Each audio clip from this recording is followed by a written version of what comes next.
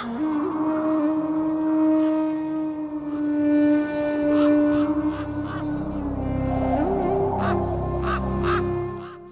welcome back everybody to the Carnivore and Beyond podcast. And I've got and the ice cream van starts up as soon as we start. That's cool. It's a good theme tune, eh? So I've got Jeremy Ayres on today. I've been really looking forward to doing this one and picking the right time. Now, Jeremy turned up on my 100% Carnivore and Beyond Facebook group. And from the moment he turned up, it was a real joy because he's hilarious. He's been fixing people for decades, and he is so generous with his time. And I had to get him on. So what happened with Jeremy? It was funny because he had me on his podcast a while ago, which was a real honor. And I thought, wow, I'm being interviewed by Jeremy Ayres. That's amazing. And it did a great boost for my confidence because he seemed to realize that we were kindred spirits and we were working on the same side. And that was a real honor. And then when he moved near me, he lives quite close to me now, although today is it America or Canada? I'm losing track of where you are. I'm in Tennessee, Nashville, Tennessee right now, yo. Okay, cool. He's in the States, flitting about all over the place. So I've captured him there. And we've teamed up with this project we've got with Graham Norbury and Ben Hunt called The Human Unleashed. And there'll be links, and I'm sure we'll refer to it during this conversation. But Jeremy's got a fascinating history, and he does such amazing work now. And so I'd like to just welcome Jeremy and say, yeah, I really miss you, dude. You're over in the States. It's funny, we've not known each other for that long in person, but it's like we've been at school together or something. It's been great to meet you, and welcome to the podcast. Well, thank you very much for letting me pay to finally be on your podcast. I'm very indebted. Oh God! Well, it was only a couple of pizzas, so I'll be all right. Although my joints are hurting after them, but I'll let you off. Yeah.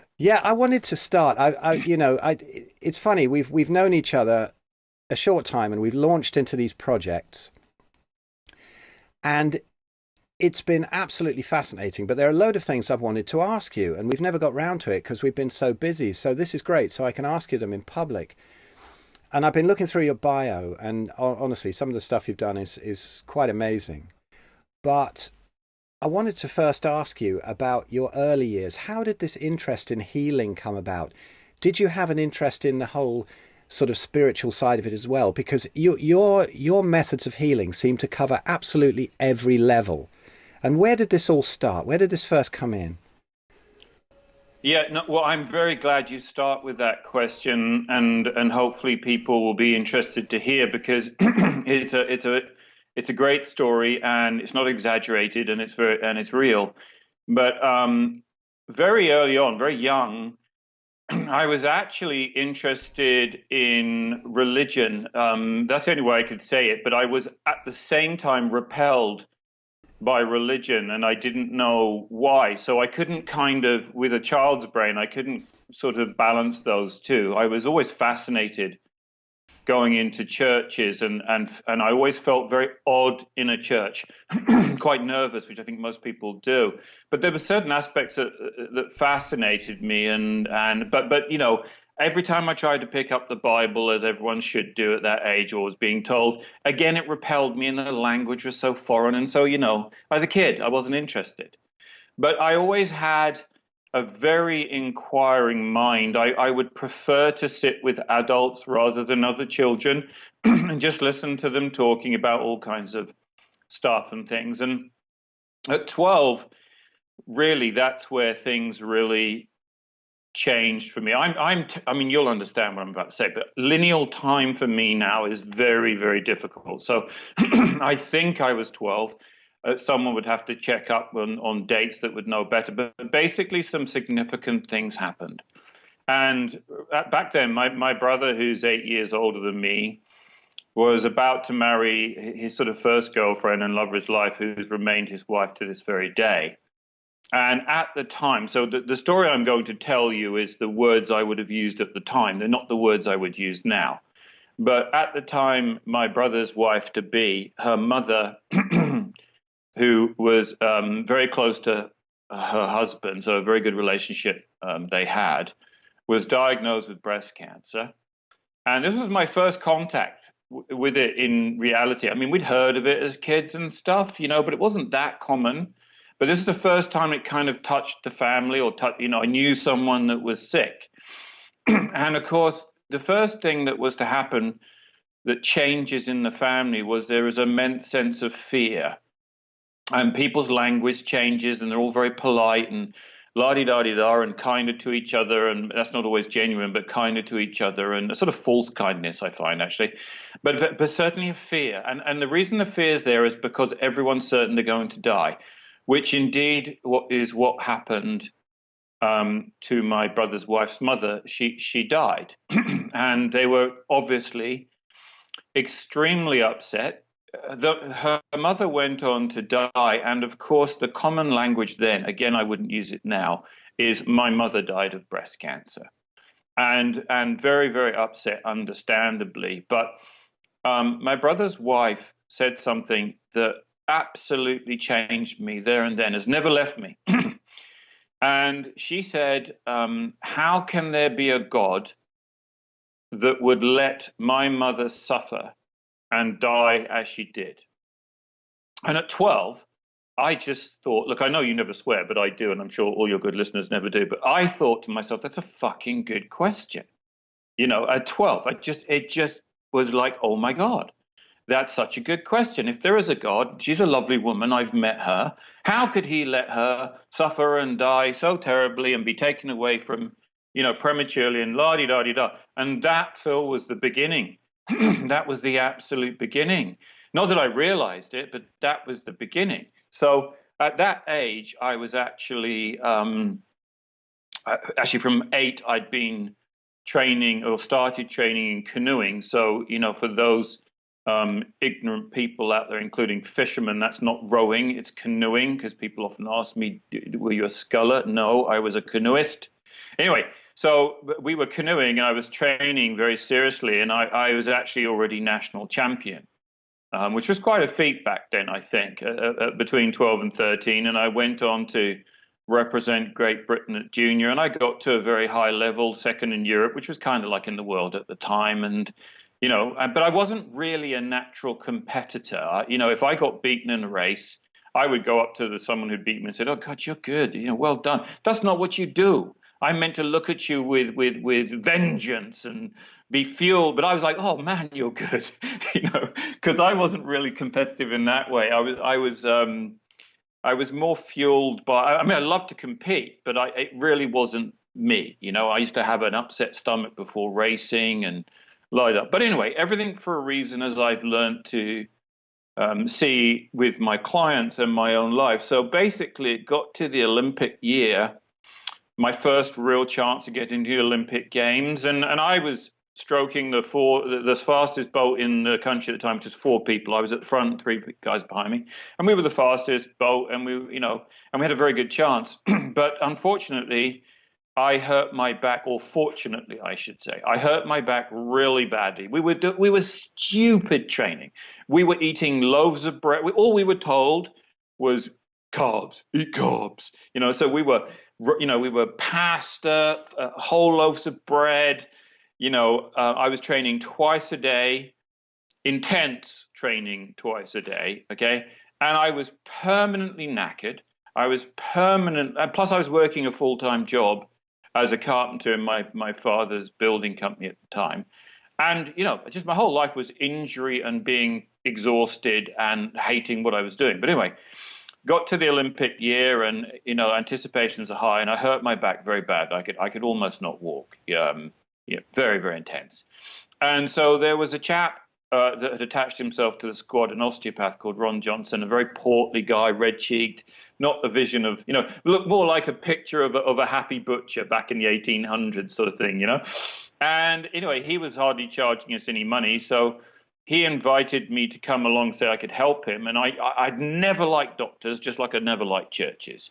So, I was never going to go to a doctor. I mean, you'd have to literally dragged me to a doctor. I'd have to be dying to get me to a doctor. And again, I don't know why. There was this natural aversion. But anyway, I went along to Ron Johnson. He had a kind of factory clinic where he had lots of students and other people, and it was a bit factory orientated, and everyone was separated by a curtain rather than a private room. And he handed me over to this East German woman that had more facial stubble and muscles than I did, and she put me on a couch in just my boxers, no warning, and massaged me, which was more torturous than relieving. And I was literally in tears, and of course I'm English, so we don't complain. We wait till we get home and then we write a very well constructed letter. But I was literally in tears. And then Ron Johnson comes in, no explanation, puts me into what I thought was a pseudo-sexual S&M position, and then the pain went, and that was it. It was like a veil being lifted from me, and I was like instant. It was, I have to do this. This is amazing. I absolutely have to do this. And so I went away. Because I've been set up to be a carpenter and work in the family business and everything's sweet. And I went away absolutely imploding because from that moment, I could no longer do what I was doing. And so what began to build in me was this, and of course there was all this conflict, which many people that I work with go through of, oh, you can't do that. You've done, who do you think you are? And, you've been through this, who the hell do you think you are? Whereas now I go, do you know who I am? But anyway, at the time it was like, what the hell are you thinking, man? And also I didn't want to retrain and get into debt. But anyway, it wouldn't leave me alone. I mean, it literally would not leave me alone. I wasn't sleeping. And so in the end, I just yielded to it. And I wrote a letter to the British School of Osteopathy, which was meant to be the best school at the time, a letter that my father later found and said, this is a bit flowery, isn't it? And that hurt. And because what it was honest. I wrote to them and said, I'm meant to do this, give me an interview. So stupidly enough, they gave me an interview. So I went along to this place and was absolutely terrified. I mean, I was absolutely terrified. I mean, now it was real. I'm about to make a complete fucking idiot of myself. I sit down and everyone in the room looks, smarter than me, which they probably were. And this very intelligent chap leant over to me and asked me a question about the Royal Commission or something. I can't remember what it was called now. I didn't know what the hell he was talking about.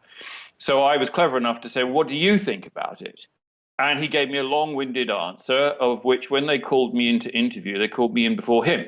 So they asked me a few intimidating questions, which I fumbled through, and then they asked me what I thought of the Royal Commission. So I just repeated everything the chap just said to me. And they were obviously impressed enough to give me a chance, because I didn't really have the qualifications. So there I went into the beginnings. I just want to get to the end of this. I know it's quite long-winded, but it will lead to it. I'll go for it. It's cool.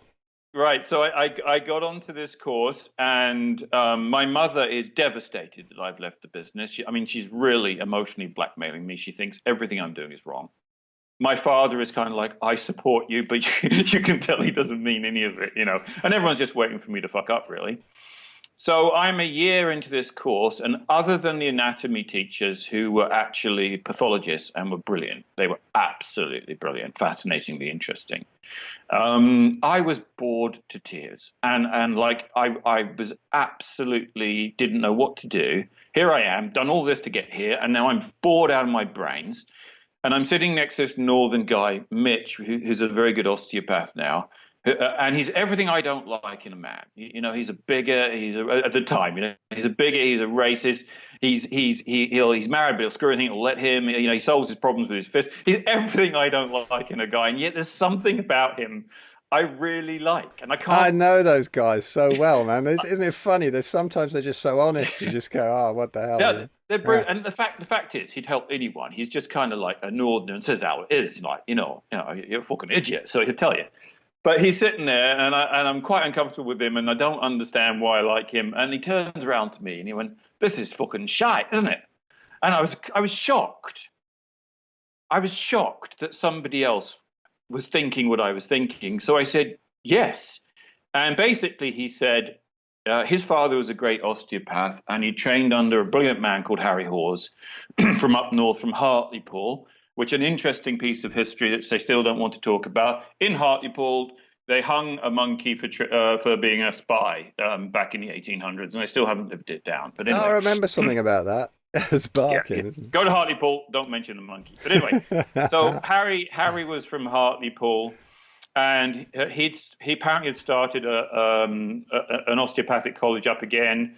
And Mitch said, "Look, I want to go up and see this course. Do you want to come with me?" And I went, "Yes."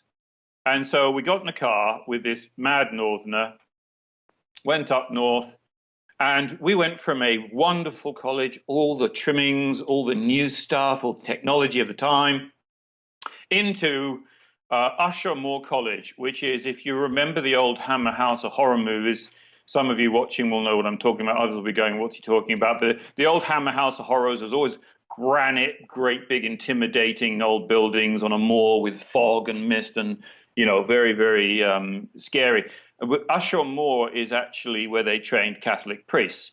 And when we walked in there, there's huge paintings of bishops and God knows what else, with choir boys looking petrified, which I now know they had good reason. But I didn't understand at the time, but it all makes sense now. And anyway, so we walked in, and it's cold, and the equipment is ripped and crap, and it's all very. And then you meet Harry, who was in his mid-70s, and the moment the man started speaking, you just know you're in the company of. He would never accept this, but he was a genius. He was a true healer, whatever you want to call him. He would say just an osteopath, but he was far more than that. He was gifted. He had the power or the gift of being able to see people's problems more than just at the physical level. And he was full of what I call diamonds, lots and lots of diamonds when he spoke, if you care to listen to him. And he was an absolute gentleman. And his wife, who was a few years older than him, Doreen, they were impeccably dressed, manners, they were just beautiful. And something in Harry, which was intimidating at the time, because I felt I had it. If anyone's ever, you've got it, and I've told you, and I'll say it publicly, you've got it, and people who work with you know it. But when you think you've got it is one thing. When someone you respect says you've got it, which is what Harry said, he took me one side one day, quite early on, and he said, "You've got it." And I was like, oh God. Yeah, but actually it put just huge pressure on me. Like now I can't fail, really. But that was the beginning of it. And so I spent, 3 or 4 wonderful years with Harry and, became an osteopath. And actually when he wrote to me to say that I'd passed my exams, he actually wrote to me, because this was typically his humor. He said, "I regret to inform you that you've passed."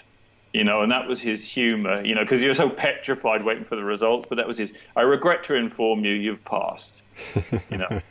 And there's much more, but you might want to ask me a question before I move on. But that was a pinnacle of the beginning. And when I finished that, it was just the beginning, because I'd been set free to wanting, because Harry had healed so many things that he shouldn't have. And he was trained in classical. I was already, I want all that thing that happened to me at 12. It had just become the passion, which I still have today, as you know. The passion had been lit to, I want to know how to heal the worst possible diseases and sufferings of mankind.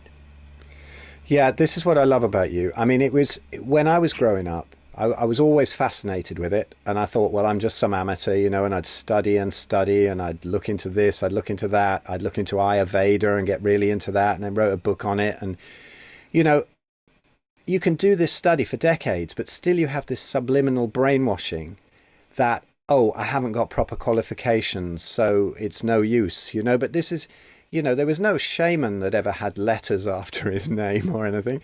This didn't happen. And this is what I love about you, is that not only have you done exactly for me what Harry did for you, to give me confidence, but you pick just these lovely things from each little discipline.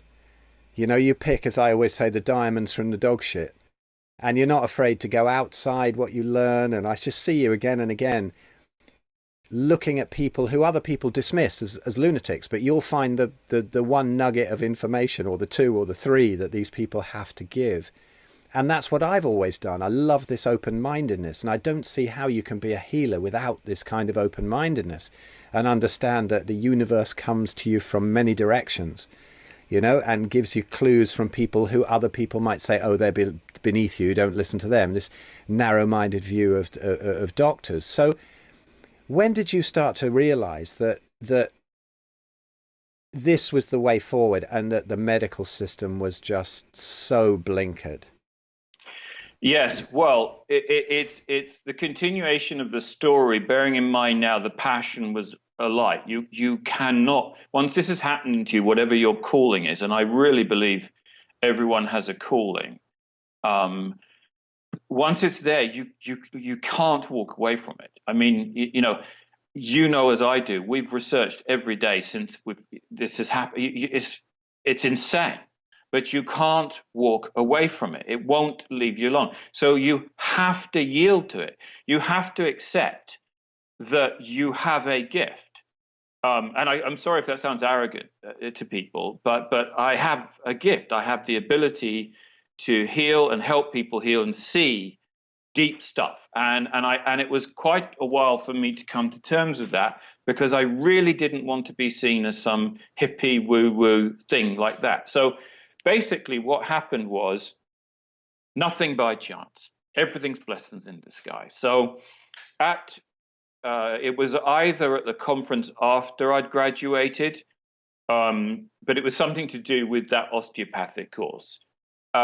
We had a few guest speakers. I think it was the awards. Yeah, they were actually having the presentations. And I was up for Osteopath of the Year. And I'm glad to say I knew I wasn't it. And they gave it to someone far better than me. And just because I'm not a competitor, I went up, shook his hand and said, thank God they didn't give it to me, because you're so much better than me. And he was. Anyway, so they had speakers. And it was Sunday morning, and I had gotten absolutely pissed that night, as any good health professional will, and I had a fabulous time. And this woman the next day, called Barbara Wren, was going to be talking for 2 hours on water. And I thought, how the hell can anyone talk for 2 hours on water, Right? So I got up late, hungover, looking hungover. And it was in a hotel, and I walked into this conference late, and it was double doors, as these fire doors that they have in conference rooms in hotels. And I walked in, it was like a bad spaghetti western scene as the guy walks through the swinging doors of a saloon. So they opened up, and I walked in. Barbara stopped talking and looked round at me. Everyone looked at me, and the whole room, like the pianist stopped. If there was a pianist, he would have stopped playing the tune. And I kind of shuffled to the nearest seat, head down, sat down, and she then began again. And within probably 5-10 minutes, my mouth was open on the floor from what she was saying. And I listened, and first of all, she was describing me, fatigue, constant fatigue, and, always in, brain fog, and she was just describing me. And she was just describing dis-ease like I'd never heard it before. Because up to this point, I thought, if I'm ever going to really try and heal the most serious dis-ease of mankind, I'm going to have to now go and train to be an MD, which I really didn't want to do. I really, really did not want to. And of course, I foolishly thought they had the answers at that point. And here's this woman. She was probably in her late 60s then, I think. Just laying everything open in a way that was so simple. And this is what I love. It's what Harry did. The truth is simple. And if you can't communicate it to what I call the common man, then it ain't the truth, probably. So there she was, laying it to bear. And I went up to her at the end, sort of in an arrogant swagger, thinking that she's about to be very impressed with what I'm about to say. And I said, oh, you've got to teach me this. This is fascinating. You have to teach. And she said, no. She said, go away and drink 4 pints of water for 8 weeks. Here's my number and call me. So I did that. And I know things are different now, and we'll get into that. But that changed my life. My brain started to work. I started to feel better. Bloating started. Everything started to change. And so, cut a long story short, I went and joined and trained on her course. She had the College of Natural Nutrition. She is a genius of her time. And like most people that get really good, they then get totally hounded. The BBC did a terrible guerrilla sort of journalism on her and made her out to look like a complete quack. And anybody knows Barbara Wren. She is a genius. She has helped more people than anyone I know. And I was privileged to not only work to study under her, but then I moved to Devon, and she gave me an immense amount of time teaching me how to do case histories, which is the most powerful tool I think she's had. And that has given me the ability to, A, start to see dis-ease, and has led me and a philosophy to work in. And that has enabled me to research for nearly 30 years now. I can go off into any label, anything, and start to see it and what it's at its core. What is it? And that's why I've been successful, Phil. And that's really, I stand on the shoulders of giants. And although I'm very respected now, I stand on the shoulders of giants, and I'm going to lift everybody up I can who's got the gifts, and I'm going to help everybody who comes to ask for my help. That's so cool. I mean, we all stand on the shoulders of giants, don't we? But not many are as generous as you. And I feel the same way. I think this is why we get on so well, that I'm always happy if somebody comes to me and I don't know something. It's always, you need to talk to this person or that person. You know, I'm totally happy to give it away. You know, and you don't see consultants doing that very often, going, oh, we'll go and speak to my mate down the road because he's a bit better than me. And I think this is the way that it should be, because it's all about the collective mind, isn't it, now, and coming up with all of this kind of thing. So what happened when you started? How did you start off in practice? What was the first thing that happened there? How did you do? Did you go in and sort of set up a little stall on the corner, you know, and start shouting at people? Or what happened? How did you see your first patients, or let's say clients? Yeah, well, it's beautiful actually, because when you qualify, you're not ready. No one is. You don't feel it. In fact, you're now more convinced of what you don't know than before. You know, it's like a little bit of knowledge is dangerous. Yeah. And I was considering going off to do a chiropractic degree in the States because I'd been an international sportsman. I could have got a scholarship quite easy. And I thought, yeah, I'll go to the States and do this. And really what the truth was, I was petrified to start. And Harry knew it, because I went and told Harry. And Harry, being a northerner, he said, why would you want to do that? You know, and he said, listen here, he said, start.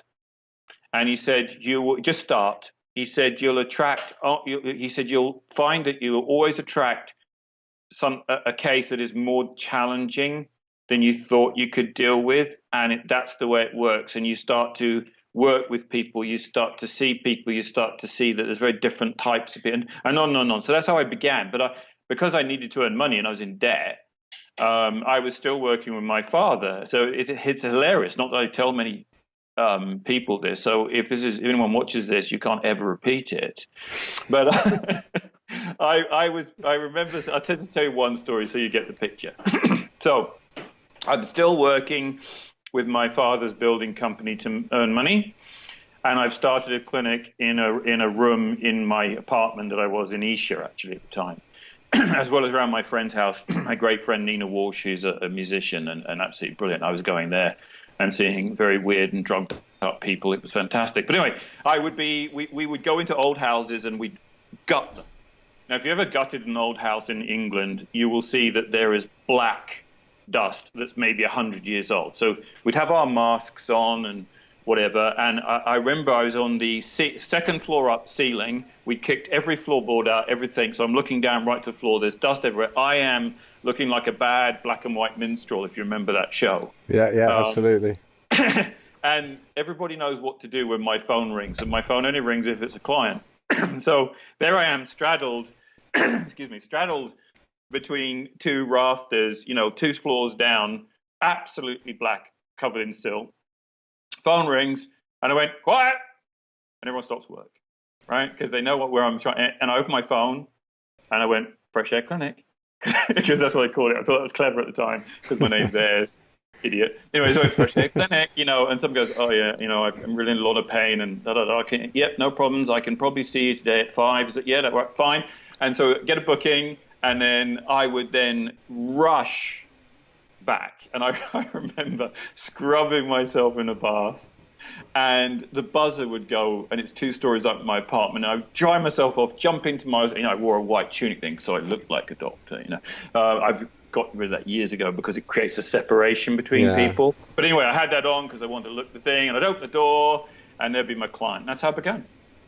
And I would work also at Nina's house, who was very instrumental because she just brought people to me, and because I would already be studying Barbara's work, then it just grew and grew and grew, and like that really, and that's how it went really. And it's the greatest learning, I would say, is probably working with people. And if you have a philosophy, you're able to take any label, any problems, and start to actually research out and bring it in and see what to do. And we got a lot of people well, but as I said at the conference, when I was talking, when someone asked me, what would you do? If I knew now, if I knew then, so if I knew then what I know now, we'd do things differently and we'd get even more success. But, it's been 30 years of ever improving and being able to treat what,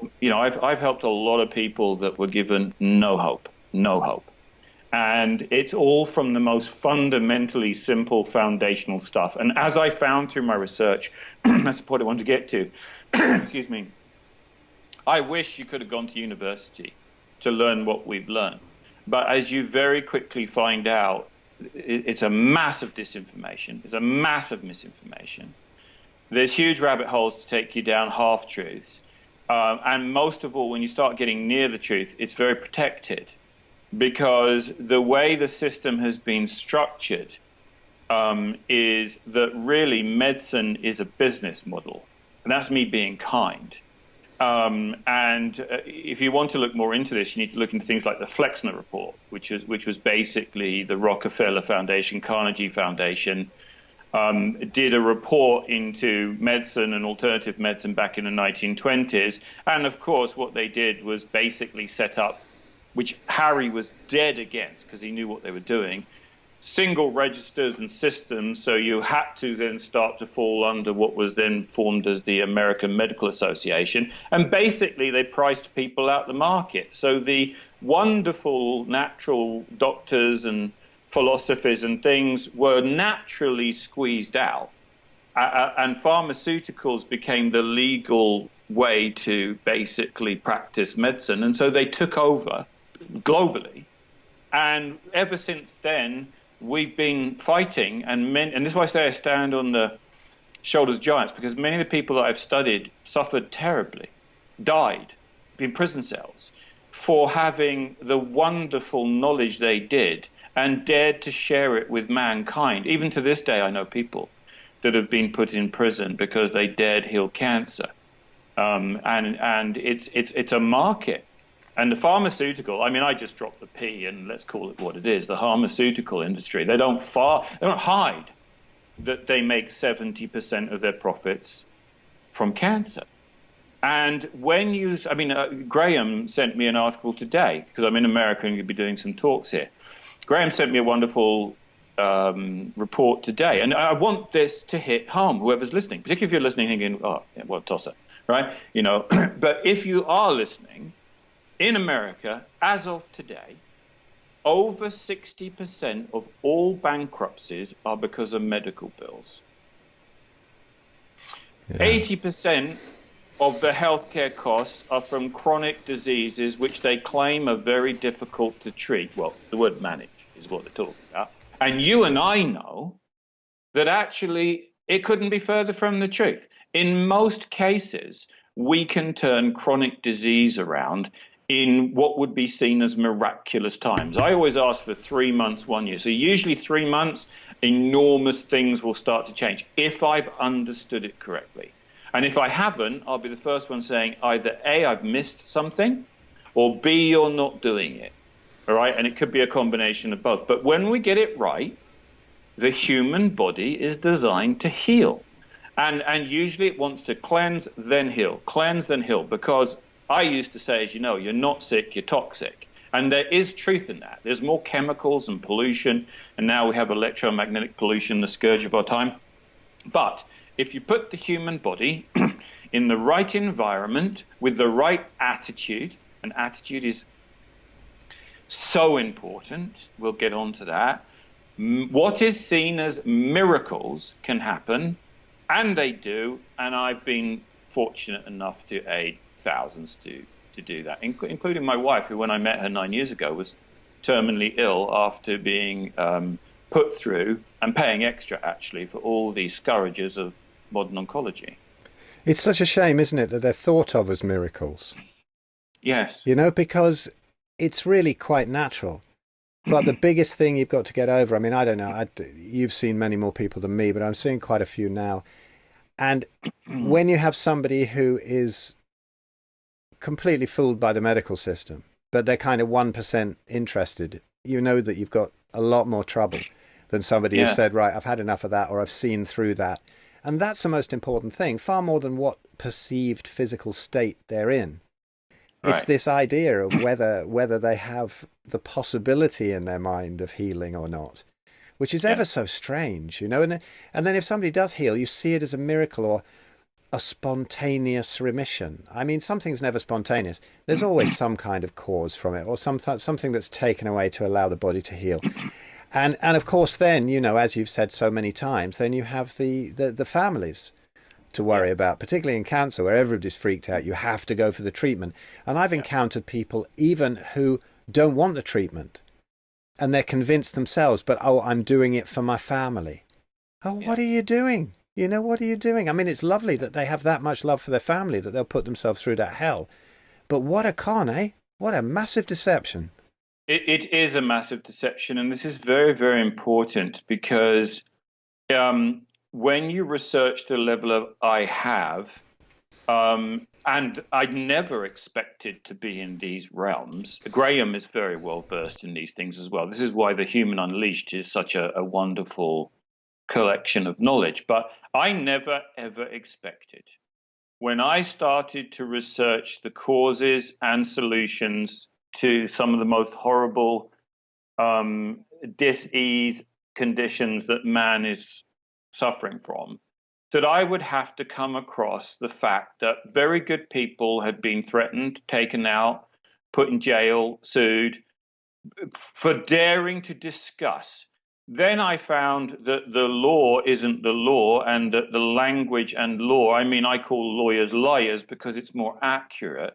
The language has been written and so-called laws enacted to protect business interests, such as the pharmaceutical industry, and on and on and on and on it goes. So you ended up having to look at all number of areas of research just to be able to find out what's going on and how to resolve it. And so several things you come across is, I read The Art of War, which is still, I mean, what the hell was I reading The Art of War? Because I realized that there is a war going on against the people. If that's new to you, I'm sorry if it may offend you, but those who know what I'm talking about absolutely know that we really are being, I mean, Ben Hunt calls it a tax farm, but really we're all in busyness. We're running around little wage slaves trying to keep our head above water.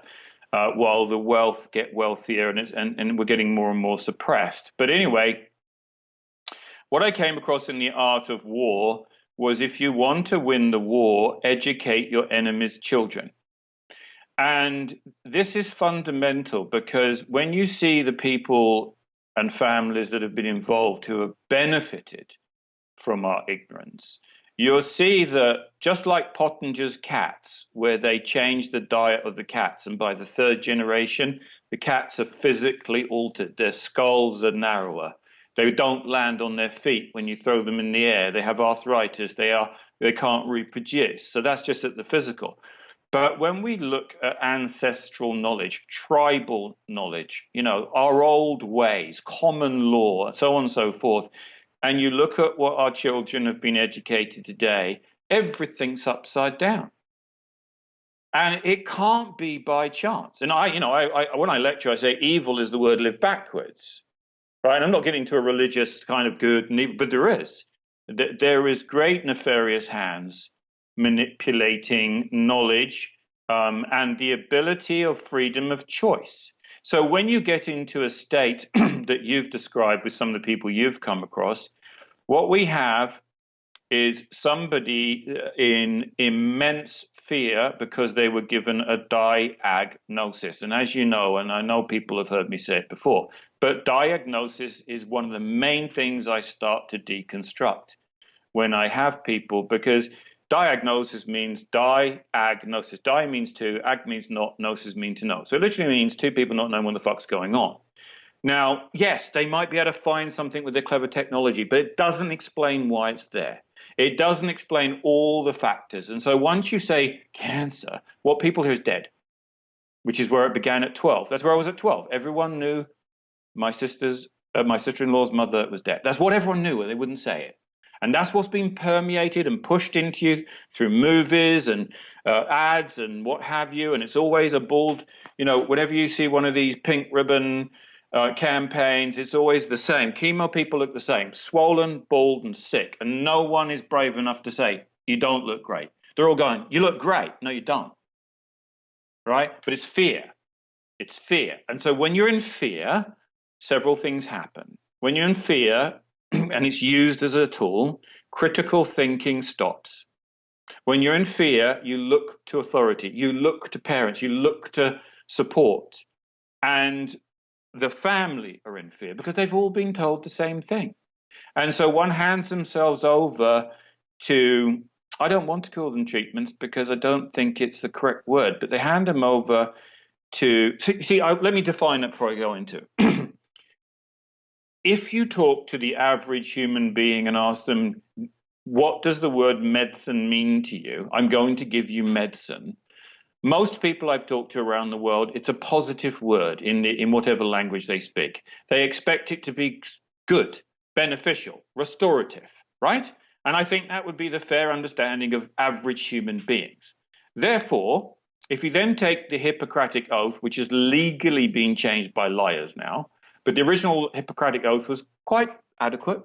And its first thing was do no harm, or at least intentionally do no harm, yes? So when you look at pharmaceutical drugs and their own literature, good luck finding one in there that A, actually supports, strengthens, and restores, and B, does no harm. Go find me one. There might be one or two. There's a few maybe that one could say, yeah, we can use that in a trend. But it doesn't exist. So we're starting from that point. And when you get up to such things as chemotherapy, and I think therapy is a bastardization of language, we have to start, I feel, we have to start using honest language with people. So what we're actually saying is we're going to put into your blood a liquid that will kill cells. That is honest language. And if we get it on your skin, it will burn you. It's why the nurses wear 2 levels of gloves and things. And we're going to give you radiation and we're going to try and burn it. Everybody out there that I've spoken to knows that radiation causes cancer. So that's why they stand out the room and put lead over your genitals and those sort of things. So if something is known to cause cancer, how can it treat cancer?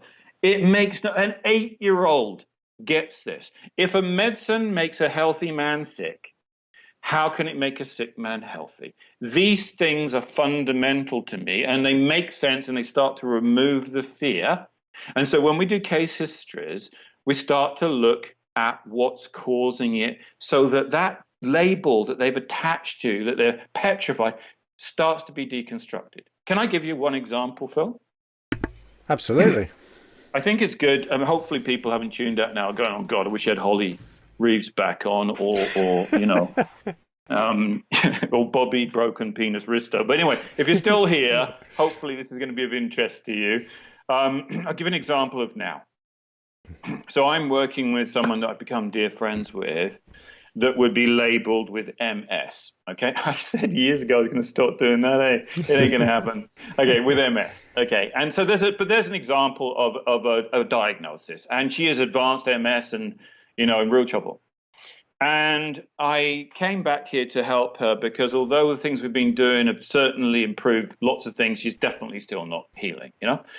So we came here, and I said, look, I'm going to redo the case history. I've been working with about 18 months. I'm going to redo the case history, and I've got loads of wonderful people I'm working with now, and I'm going to put it to them. We're going to find this, and we're going to nail it. So I want to tell you two things. Number one, when I did the case history, there's a branch of medicine called German New Medicine, which has been absolutely torn apart because it's so on the money. And anything that's on the money is normally ridiculed. It's absolutely brilliant. But basically, German New Medicine discovered it was an oncologist who developed prostate cancer after his son was murdered. And he thought there was a connection, and he found it. And basically, trauma is the fundamental root of all dis-ease. Okay, but anyway, we went through this woman's case history. German New Medicine was a trauma. It literally imprints on the brain and can be seen in a CT scan. And wherever it imprints on the brain is where it will start to manifest physically in the body. And so when I retook this woman's case history, her symptoms, her very first symptoms, started when she was forced to leave the state that she lived in, where her family was very close to her mother, and at that time a boyfriend. She got a good job in the music industry and had to move to another state, which she hated. And lots of fear, hated. It was right after that moving, her first symptoms began. Can you see a link? Because I can. That was the trauma right now. So once you get symptoms, you start going to the doctors. You go to the doctors, and they start doing their incredibly clever and expensive test, and they look clever, and they are clever. And eventually, over time and a few other things happening, you start to get a diagnosis. Right. So then you start getting treatments. Guess what? People will normally tell you it wasn't working. When you probe deeper, what you find is it actually was getting worse. So the treatments actually advanced. You know what I'm talking about. You've been there, worn Absolutely. the T-shirt. Right. So then as I go through the case history, she was diagnosed with the Lyme spirochete or spirochete, depending on how you want to pronounce it. They found it in a live blood test. And then all of a sudden it's Lyme. Okay? We'll talk about maybe the pleomorphic theory later on. And the environment is more important than the germ. So off she went to a natural doctor with great intent, I'm sure. And she'd had, by the way, she'd had lots of antibiotics all through her life, which is another reason she was getting sicker. But the second reason that she went into nosedive, her words, not mine, nosedive, where she had intravenous fluoroquinoline antibiotics, which are fluoridated antibiotics, which are designed to get through the blood-brain barrier. And they did. And as I know, and the pleomorphic people know, and Professor Aguirre of Bravo Probiotics knows, and Harvard Medical School don't, because they still preach that the body's sterile. The brain is not sterile, nor is the central nervous system. It's not sterile. It has a microbiome also. And if you go through there, it destroys that. And Professor, I'll send you a link you might want to watch, because he's seen that the microbiome in the brain and nervous system is actually rebuilding the brain cells and neurons and things.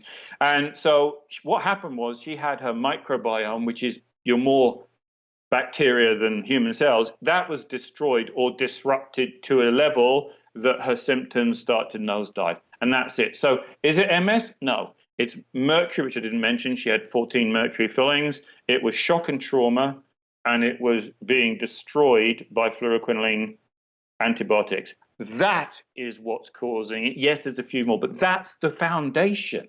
So now the label is right, and to go, and you have an opportunity to start going, these are the things that we ought to be looking at and doing, and if we're right, things will change. Does that make sense? Totally. You know, this whole business of single diagnoses and being able to sort of almost separate the departments so that one department doesn't know what the other one's doing. What a great business model, because then you can stack up 15, 20 drugs and nobody's paying any attention to what the side effects are compared, you know, to how they trigger each other off. What's the word? But yeah, I mean, yeah, absolutely, they do. And, you know, I've experienced it myself, and I think that was the getting caught up in that. And I was probably only on about 3, and that was probably the trigger that finally pushed me into full-blown autoimmunity in 2010 and a complete reevaluation of everything I thought I knew. So when you go in and you take a case history, what are the main things you're looking for? Obviously, it differs for different people and different people. I mean, I know this when I talk to people. People have different imbalances in different areas. But what are the main areas that you're looking at? Yeah, okay. So depending on basically, we have to answer that question more completely, which, you know, the 2 listeners that you have will probably want to know. You know, we need to give the foundation, and we need to work from a foundation that I know to be true, which is the body doesn't know how to work against you. And, you know, that is upsetting to those who've lost people or are suffering because they don't yet understand it. But the body literally doesn't know how to work against you. It is constantly trying to protect you, release poisons that have come into the body, and that can be metabolic or nowadays, you know, from the environment. And if it can't release them, it wants to store them until such a time it feels it's able to. And so if you work from that principle that whatever's in front of you, I've got to find out what's causing it that I can find, and what is the body trying to do, and assist it, right? We don't wake you up and slap it around. You don't know what the fuck you're doing. You know, you go, well, teach me. I want to listen to you. So when we sit down, let's say someone was 50, for example, I will start with the pregnancy. I will ask, how many pregnancies did your mother have? One moment, please. How many pregnancies did your mother have? Because like me, I thought I was lucky number 3, but I was actually number 5. And it's quite common for women to be pregnant, miscarriage. And the miscarriage is, A, they weren't nutritionally, particularly minerally, i.e. their internal soil didn't have the integrity, or it can be or they were too toxic. And the body just recognized, I'm not able to hold a baby. And so you lose it, okay? There's other factors, I know, but this is very common, and it sort of prepares the soil for the second one. So I thought it was number 3, I was number 5. I was really pissed off about that, eh? Right? And so take my case, for example, which was all kind of mild. Because I was number 3, I came out already very, very, very big because of what my mother was eating, very swollen. So I came out very hungry, all right? In fact, I was very thirsty, probably. I was very hungry. So this is where I'd start, right? And my mother couldn't breastfeed me, so she put me on formula. Do you see why I start down at this end? Absolutely. Oh, yeah. Right. So already, which is hardly ever looked at, I came into the world swollen. I came into the world hungry. I came into the world not being able to, and probably with the births as they were, the placenta wasn't allowed to pulsate for about 5 minutes and give me all that good stuff, stem cells, extra blood, and all the and bacteria and everything. Fortunately, I came out vaginally, which is important because that's part of seeding the probiotics into the gut. So cesarean sections, which is like in America, I think they think you have a zip or Velcro for the way they're taking them out. Yeah, I was cesarean. Both my kids were when they scared us into it, you know, with Detta. Right. And you're always up against more then. Yeah, it's very important to come through the birth canal to get seeded, but it's more than that. But now they are actually, I know this is all gross, but it's at least some remedy is happening. They're actually taking some of the vaginal fluid and putting it in the baby's mouth now from cesarean section. But why I start there is to show you and your 2 listeners a point, which just that's amusing me. I know. A year from now we'll be up to 4. You know. But anyway, is that because I wasn't breastfed and probably didn't get the placental blood, I was put on formula, which was mostly sugar. And also, I now know lots of heavy metals in formulas back then. And so very quickly, I developed what they called back then, oh God, what do they call it? Colic. Yeah. Right? So I was always in pain, right? And, I was pooping like a sheep, okay, which many of the clients I take on remember this, or their parents remember they were pooping like sheep poop. So I was already, digestive system was in a mess. And then I developed eczema, okay? So what, there's not an eczema I haven't been able, or psoriasis I haven't been able to treat now, but, and this again is in part of my story. But this is where I'd start taking a case history, because already my digestive system was in a mess. Already my gut was leaking. Things were getting into my blood and lymph that shouldn't have got into there. And the liver was not able to cope, this is the thumbnail sketch of most skin diseases. And so it started to use the skin, the largest organ of excretion. And as usual, it starts away from the organs because the body knows what it's doing. So it was my hands and the backs of my knees. And I used to scratch myself to bleed. And anyone who's had eczema, or anyone with eczema, don't come up to them and say, stop itching, because you're going to get bitch slapped. Okay, we're itching, and don't even say stop scratching, but anyone who's had eczema knows you'd scratch and scratch until it bleeds. And at the moment it bleeds, it's ecstasy. It's pure relief.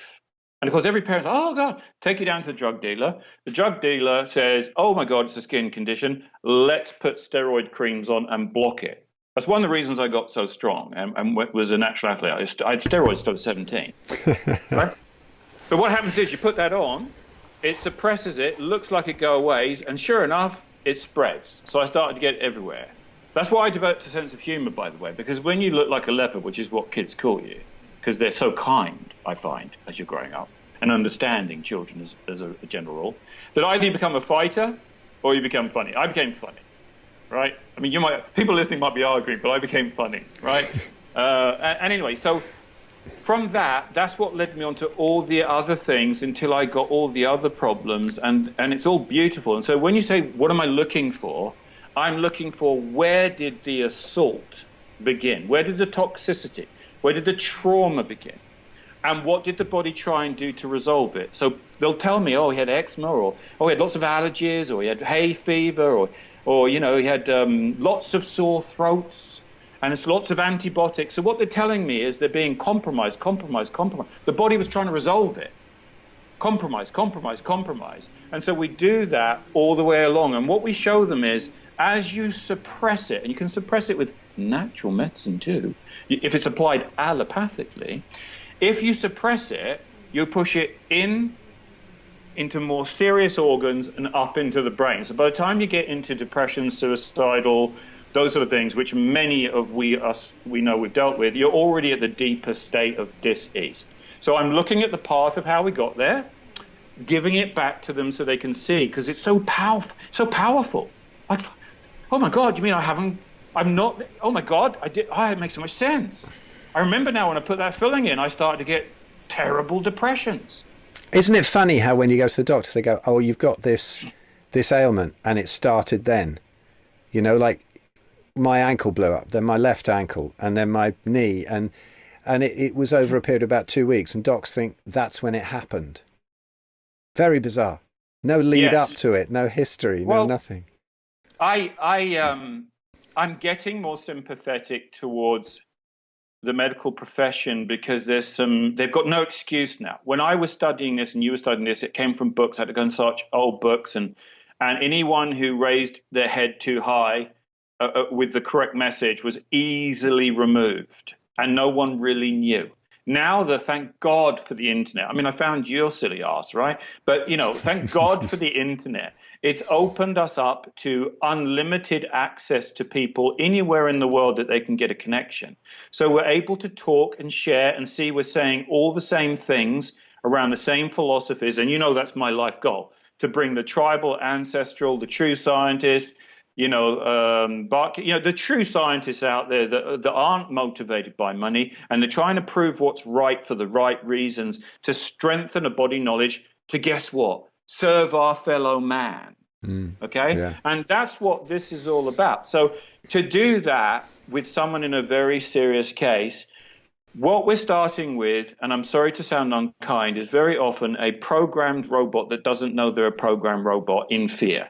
And so the first things we're doing is trying to make knowledge available to them that makes sense so the fear can start to come down. I'm very successful at this, as you know. The fear starts to drop. Now, when the fear starts to drop, they've got their first opportunity to start thinking.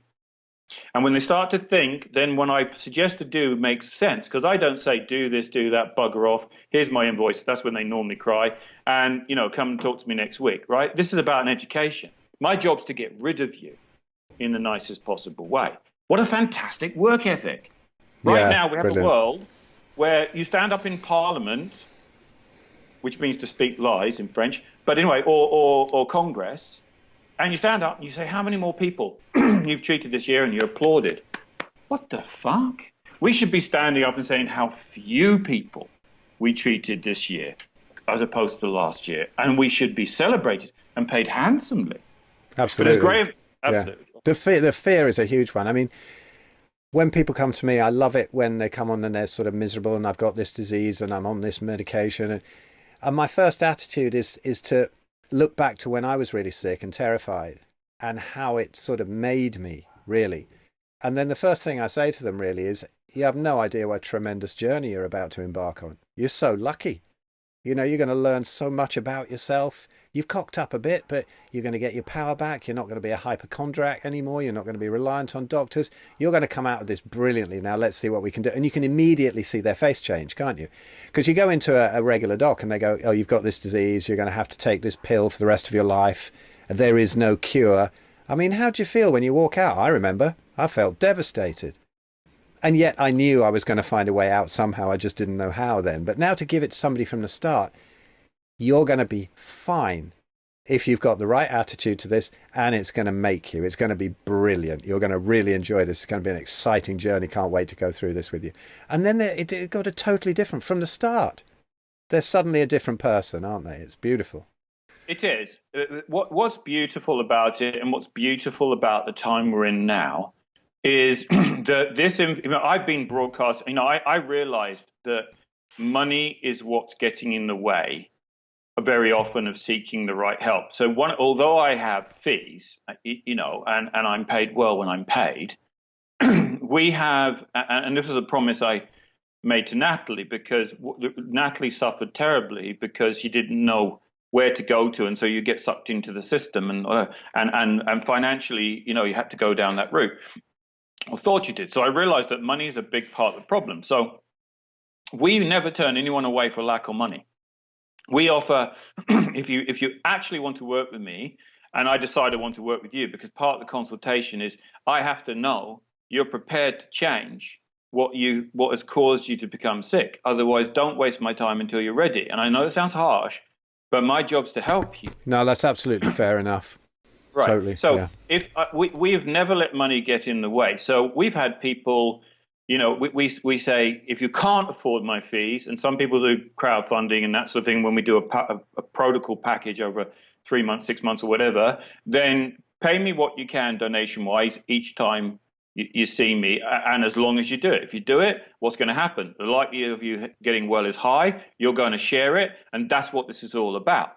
And that's also why I've done the broadcasting, and when I got into your group, and really, you're the only group now that I give a lot of time to, because this is about, I do a lot of work with nurses. The nurses are working with me and talking to me, and I can tell you, there's a revolution going on in hospitals from the nurses. But unfortunately, it's still secret. It's behind the closed doors, behind the doctor's ears, but the nurses get it. And when this shift comes, and it's coming, because we're working with businessmen who recognize as a business model, medicine, the confidence in medicine and its ability to treat or help chronic disease is coming down, and what they call the wellness industry, and I hate that term, but it's coming up. The nurses are wanting to jump over. There's young doctors, you know a couple, I know a couple, that get this. And I've got nothing against the medical profession once they start opening up and saying, God, that's interesting. come and talk to me, which is not what they've done. The whole system has been to, if we just beat these people up enough, eventually they go away. But that's not how truth works. And I want, we've got Jack Kruse. I mean, oh my God, who would imagine anyone like Dr. Jack Kruse, an arrogant neurosurgeon at one point, would go through a transformation that he is one of the greatest educators, in my view, of our time, and fundamentally at the cutting edge of medicine. Even if he hasn't got it all right, there is a shift going on all around the world now. People are talking to us, working with us. It's very exciting. And our job, because there's a lot of people who won't be able to help, but our job is to stop the next client base coming up. And while we can, heal those that fell into these traps, as you did, as my wife did, and many, many more. And by the way, I want to say this. Natalie's main statement now is cancer saved my life, because everything she was doing in her life was not authentic. She was doing it very well. Corporate of Canada, very good at her job, but that wasn't her. And this really is ultimately, maybe you want to move on to this now, ultimately, dis-ease is about removing trauma and becoming your authentic self and being fucking proud about it. Absolutely, yeah. I mean, it was funny. It's lovely to see the docs coming round. There's a wonderful doc near here called Joanne McCormack, and she works in Warrington, which is where Detta works, and she gets me in sometimes to chat to her group, her low carb group, and she's fixing all the diabetes, which is a pretty easy one to turn around, really, isn't it? So the docs are starting to have great success with this. Excellent. And there's another couple of docs. You've probably heard of him, David Unwin and Jen Unwin in Southport, but he's been on Sean's Human Performance Outliers podcast. And it just standing with him and facing a room, when the first time I'd ever spoken really in public, and first time I'd met docs, and I spoke about my case, and David was totally open to it, and at the end of the evening I had like 5 GPs around me saying, what do you think I should do for my ankylosing spondylitis? Or what do you think I should do for my reflux? Or and I thought, I'm just some dude standing here, and I got 5 GPs around me asking. So this is a real marker that something is going wrong, and that they're not fixing people, and that they're very aware of it. It was funny today, actually. We went to the local farm where we get a lot of our meat. And the guy there, Steve, who's one of the guys who runs it, and he always comes out and chats with me because he follows the stuff on YouTube and whatever, and my blog posts. And he said, "Oh, hang on a minute." And this young guy came out, and he said, "This is David Unwin's son, and he works with us. It's Robert Unwin, and I met him today and it's great." And he's saying, "Another carnivore. Yeah, I'm carnivore. My dad's doing this, and my dad's doing that." And it's lovely to see it. It's weird to have run into him there, to actually working in my local farm where we get the meat. But the knowledge is kind of spreading. The butchers are starting to understand about it. The doctors are starting to understand about it. But there's still an awful lot of veils there. And one of the big points of this podcast that I love to get into is the whole way how spirituality and religion has also been a cloud over it, as well as the corporations. Obviously, in many ways, they're tied into the corporations. But how do you see this? In your own experience, how's this happened? Or do you get people coming to you that, because I certainly do, who are totally caught up in one, the Seventh-day Adventist dogma or the Hindu thing or whatever, and it really affects their healing because they're caught up in the craziness about diet and how we should all eat tons of plants and stuff like that. And what do you see? How do you see that religion and spirituality has been a major block to these truths coming out as well? Oh, wow. Okay. It's a big one. Yeah, let's give that a go. Okay, no, I love it. And it's really important. Okay, so as I sort of started to refer to earlier on, when you truly are looking for the knowledge, the wisdom, the solutions to help your fellow man, you can't help but come very quickly, actually, come across, authority and religion and stuff. And it's basically, we're talking about control. Take the universe. See, you said you were just a dude. You're not. people have a certain degree of information, knowledge that may be able to be applied as wisdom. And the structure we've set up is that we give them letters, or they go to university. Well, uni means one, and versity means song. So they're all singing the same song with their Masonic square mortarboard marking who they're really studying under. But it should be a multitude of songs we're singing from and looking at. So it's everything is structured to keep the status quo within that. When you start looking in religions, you find out that the Catholic Church and then the Seventh-day Adventists are massively involved in education. In fact, most of the hospitals in America were built by churches. So you start to see that these two are intertwined and that there are definite agendas. I mean, some of these are not hidden agendas, but it's about money and it's about control. I often say the dollar sign, which is the only real currency on the planet, is actually, the serpent wrapped around the tree of knowledge. And he who has the knowledge has the power, because they really have created a structure that is not what the creator or God structured. This is why I love the ancestral and the tribal people. They get it. In truth, you can't own anything. Right? Maybe your body, but even then, not ones that argue it's over to the creator. You can't own anything. Everything here is for our use, and we're meant to use it and then leave it better than we found it, where possible, for the next generation. If you talk to tribal people, they all have similar concepts of that, and they all have similar concepts of common law, which I love. And common law is basically, if there's no victim, there's no crime. So basically, you're free to do pretty much anything you want as long as you don't harm someone. And if you do harm someone, it's then got to be, was it intentional or accidental? How simple is that? So what we've set up is a massive control mechanism. And in my view, part of it is to keep you away from the creator or the universal internet or God or the dimensions. I don't know what it is. But what I do know is this. Massive energy and systems and ways have been employed to lower people's energetic states, which we would currently call their voltage, which can be measured at cell level. And we know the lower your voltage, the less electrons you can hold on to. The less electrons you can hold on to, the less photons, which is light. And man has always sought enlightenment, light coming into the body and holding it. And I absolutely believe, and I have actually had the shaft of light hit me, just like in the Blues Brothers, if you know that scene. I know how this sounds. I don't really care if you believe it or not. It hit me, and I had that euphoric moment. You can't describe words when you've had these moments. So I know there's another side. I've worked with people that have died several times. They know there's the other side. No one really knows what it is to my knowledge, but this is not it. And the best I can understand, this is a denser dimension that was very dense and dark. And we're supposed to, I really think we chose to come here, which is why I say people have purpose. And I really think our main goal is to hold light.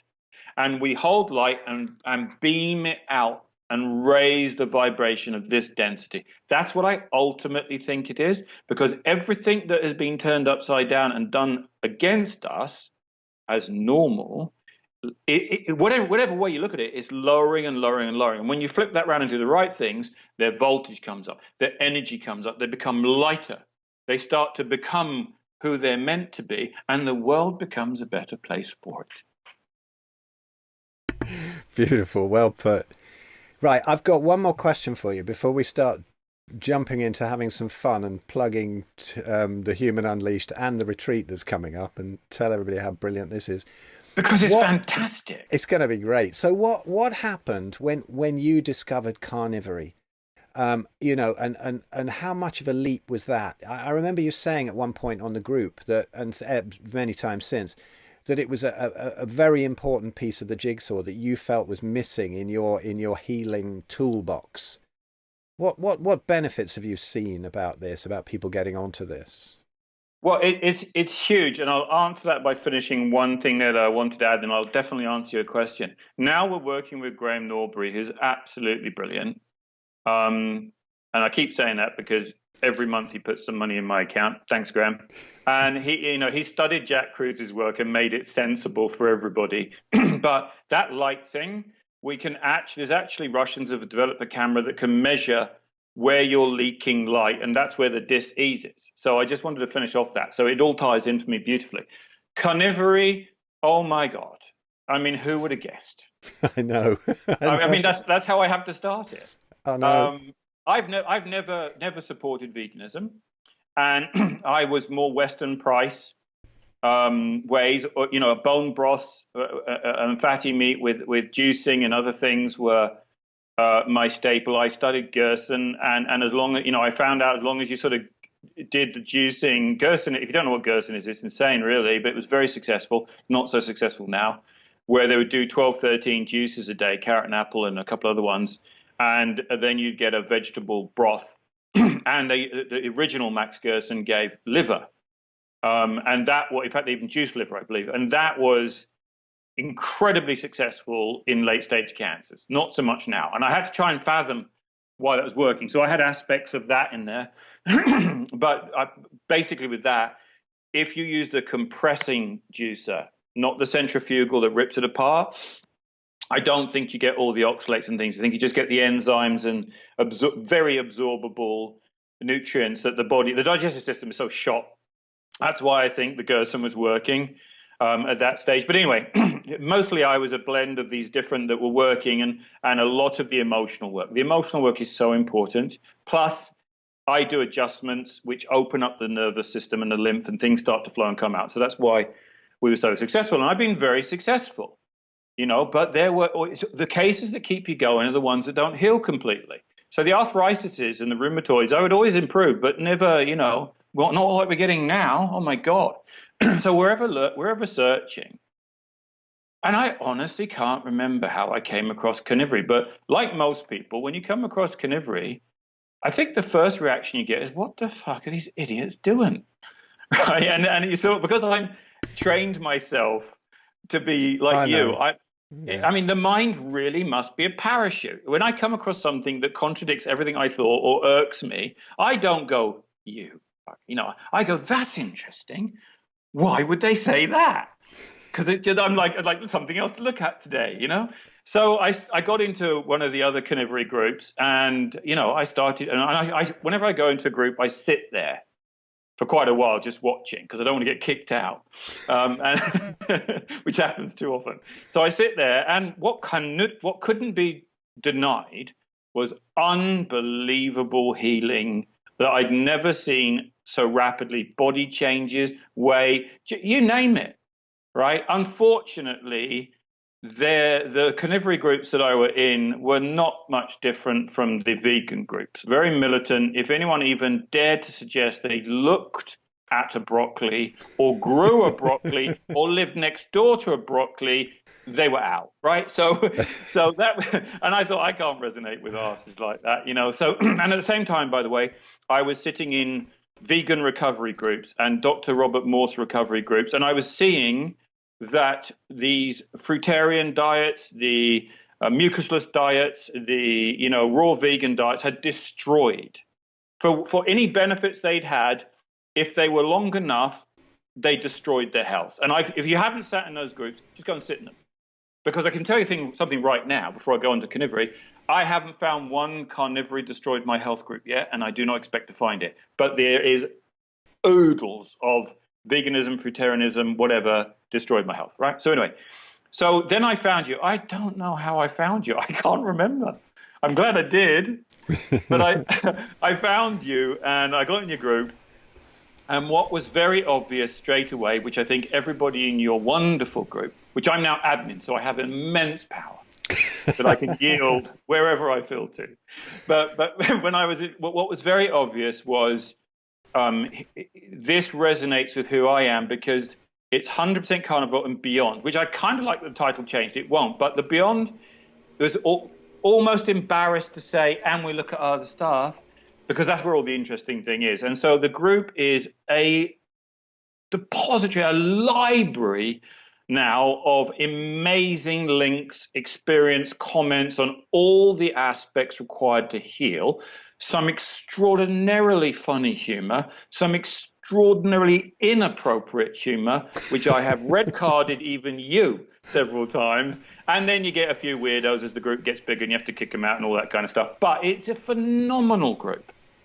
And so who could walk away from that? So I started to contribute, as you know, and you being the silly man that you are, you thought I was clever enough to warrant time and started to encourage that. And before we knew it, we started talking. And this is from the beginning of the conversation. We haven't known each other a little time, and you know it. Yeah, it was a complete soul recognition. Yeah. We've done work before. We have this ability that we do the most serious of work under extraordinarily difficult circumstances. We should be paid very well with every resource available. We haven't got it. And at the same time, with all that suffering and trauma we hear and help and la-di-da-di-da, we're able to be the most stupid little boys. And that's kind of our therapy. So it's a beautiful, and that's what the Human Unleashed is. We've got Ben and Graham, you and me, and we do immensely adult stuff, trying to hope no one realizes there's 4 little boys trying to be adults. That's exactly how it feels, isn't it? It's lovely. But I mean, what's so cool, it takes me back to all the sort of best books written about how things get accomplished. Like even Think and Grow Rich. You know, you have this idea, you find your mastermind alliance, and then you have more ideas, and then away you go. And this is the first time for me, you know, with many bands I've been in and all kinds of things, I've always been, you call me the weapon of mass construction. I'm always into drawing people together and creating these little groups, you know, a bit of a matchmaker. But I see. Then we push you to one side and bring them together and then bring you back in. Yes, then I get cast aside like an old sock, you know. Yeah. But anyway, yeah, it's just, there's something about the vibe of this. And when I think how you turned up and how Graham turned up at one of my talks locally with a pair of orange shades on, and I thought, that's an interesting dude, you know. And I got chatting and we became friends, and I thought, actually, he'd be ideal. He's got the whole Jack thing covered and all the science side. And then Ben popped up and asked to be an affiliate for my autoimmunity course. And then he sort of drifted off again, drifted back. And then we went and met him. And it was just that other part of the puzzle, wasn't it? It was the fourth chair leg. And it was I tell you, and Ben, I thought, okay, he's on him. He's amazing. And I thought he'll be on the marketing side. But he's really wise as well, and he's got a shitload of knowledge and all his stuff about the environment and sustainability and life paths and things like that. And it's just it's the more than the sum of the parts, you know. And when we do these recordings, what blows me away is we sort of start off, and sometimes we're a bit tired, some things, and we start off, and then at the end of it, it's like, what the fuck happened there? You know, something else comes through, doesn't it? It's like, how do we know all that shit? Was I really part of that? Was I, you know? And it's beautiful, and I'm so proud of it. Seriously, I know we're banging on about this, but we're really excited. If anyone's listening to this, go to the link below. Right, we're banging on about it. Yeah, go to the link below and check out the Human Unleashed thing and see what we're doing. You know, there's a couple of freebies up there of our webinar launch and launch webinar, sorry, and. You know, inside there's a wealth of information already. We're recording loads more between us, but the interaction between us is amazing. We kind of discovered this on the Carnivore retreat that our lovely friend Lynn Hardy and I set up last year. Wonderful woman. And what a fantastic thing it was. Lynn's idea, actually, just to have a little group with me talking in her villa out there, and then it expanded. But wasn't it amazing? And this year we've got, you know, some of the same people back, and you, me, and Graham, and we've got Ben there too, and we've got Lisa Bailey talking about women and keto and exercise and carnivore. And we've got Eva LaRoche talking about all the raw stuff. You know, she's a raw carnivore. She's awesome, Eva. I love. Isn't she wonderful? And you know, on the better known side of it, we've got Bobby Risto, you know, who's going to be absolutely hilarious from Bobby's perspective and whatever. What a lovely dude he is, and much more to him than a lot of people realize. He's incredible. Sure. He's definitely got a lot of beyond. And you know, as the big star attraction, I can't wait to meet him because he's such a character, is Sean Baker.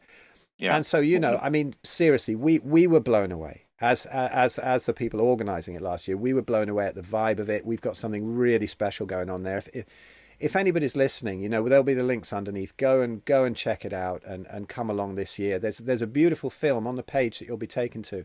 That film that Ben put together of all the interviews that we did with Paul Mabry's a zero carb doc, Jofir Clements from Paleo Medicina, who was there, who've all become great friends, and these wonderful testimonials and stories, of healing. About a half-hour thing there. Go and check it out and watch it, and sign up and come and see us, because I think at the moment, as we speak now, it's Friday the 13th. There we go, of September 2019. Full moon. Good day. Yeah, and it's and we've got about 10 rooms left and a couple of these beautiful glamping tents. But I mean, what did you feel about the vibe there last year? It was unbelievable, wasn't it? Well, it was. Well, you and I went there with a very clear focus of what we wanted to do, and we achieved it. But you can't, I mean, we're obviously, anyone listening to this, we're obviously going to say how wonderful it was. I mean, I was non-stop talked to and doing consultation. So I was it took me a week to recover. But you need to listen to the people that went, and that's in that video. Some of and you can connect with them on Facebook, because most of them have said, I'm coming back every year, and that's why half the rooms have gone. Okay, now that says so much, and it's such a beautiful place. The vibe is extraordinary because it's cliched, but it's true. It was like family coming back together. And so although a lot of people said that, didn't they? A lot of people said because that. It was because that we make ourselves fully available. So although the lectures I thought were absolutely tremendous, it's actually the conversations afterwards. So from 6 o'clock in the morning when I got up to midnight, I was being talked to. Either I was actually doing consultations or people were talking to me.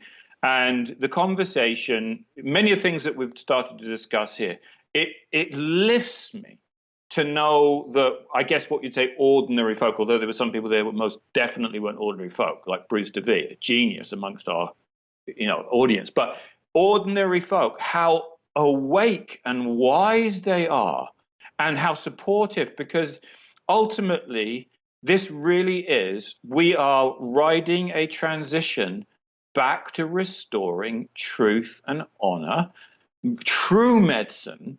And part of true medicine is that we stop dis-ease manifesting in the first place, so that we can become these wonderful spiritual, I hate the word spiritual, but, enlightened people that we were meant to be, doing what we were meant to do, creating, building, supporting, all this wonderful work we could be doing. So, to coin a phrase from a current, president, if we're going to make a country great again, we've got to make it healthy again. And we have to redefine what health is. And so health is not just the absence of dis-ease. It's you, authentic you, resonating with life. Absolutely bang on. I think that's a great point to close on. I'd just say that anybody listening, honestly, have a look at the links below. You'll find links to join us on this Human Unleashed project, where we have so much material. Sign up as on one of the founders deals, as a founder member. Excellent. And there's so much stuff that we've had great fun. We've met up in the Lake District. We've sat around, had so much fun, and made a load of videos together on loads of different subjects. We're picking a subject or two a week and carrying on just chatting, the four of us together on this. And it's a great vibe. And also we're doing webinars once a week at the moment, Sunday evenings, where you can come on and ask questions too. You'll have access to it. But that's as part of a membership group, because we want to be able to say stuff that we can't really say in public, and we'd like to be able to do that without, ending up, as Ben always says, face down in a swimming pool. So, come and join us for that, and have a look at the conference page for May 2020 in Spain, in the south of Spain. Beautiful, beautiful place. Beautiful place. It's worth it just for the holiday, isn't it? It's gorgeous, and the food's all there, full carnivore food, and you never know, I might even bring a band out there if you're really unlucky, and then we'll give out earplugs. But anyway, check out the links below and join us in these projects. But Jeremy, honestly, it's been an honor to have you on, and it's been even more of an honor to be your friend. And thanks so much, dude. Thank you. Right back at you, sir. Right back at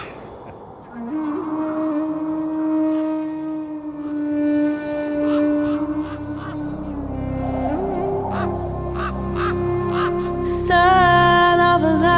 must keep her